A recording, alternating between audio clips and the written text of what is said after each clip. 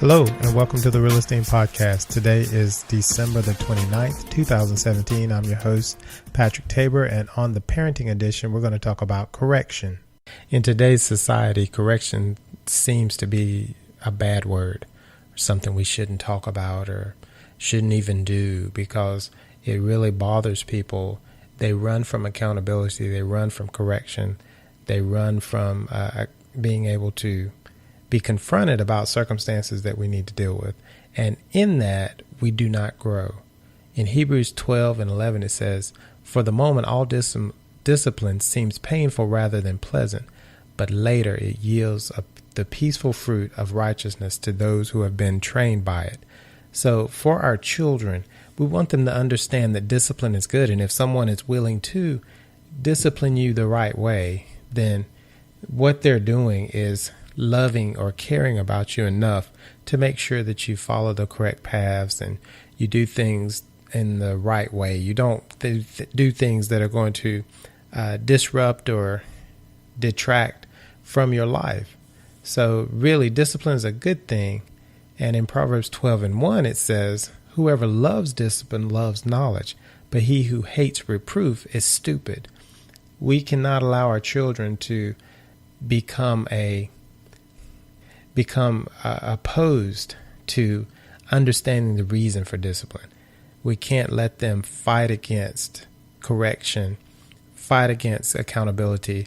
And, we ourselves, they have to see it in our lives to understand that even the parents, even the adults, have to deal with certain types of discipline or correction, whether it is between the husband and the wife, one correcting the other for a certain circumstance, and being able to accept that correction, being able to say, not only I'm sorry, but I repent, I'm going to change, or I'm going to turn that around to be better.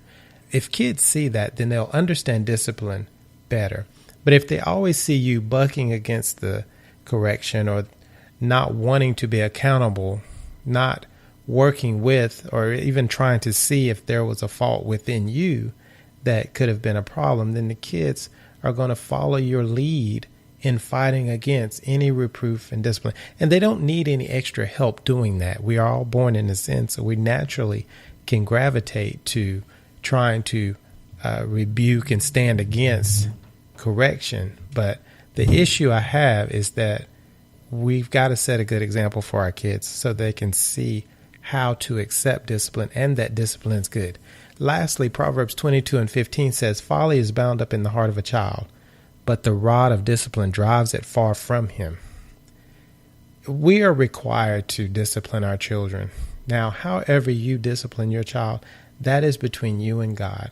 And I hope that you follow his direction in that, whatever that be, your circumstance. I'm not here to argue how we, specifically should discipline. Every child is different. There are different types of discipline that work for different types of children. So all I'm saying is that make sure that you do put in some form of discipline for your children so they can understand how discipline works and why. And even them seeing it in your life, seeing it through your daily walk, they will understand it a little bit better.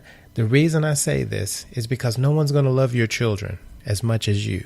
No one's going to put as much time into your kids as much as you. If you love them, you are going to put in an enormous amount of time in their upbringing, in trying to create a great citizen, a loving and kind individual, someone who's going to, do great things and accomplish much.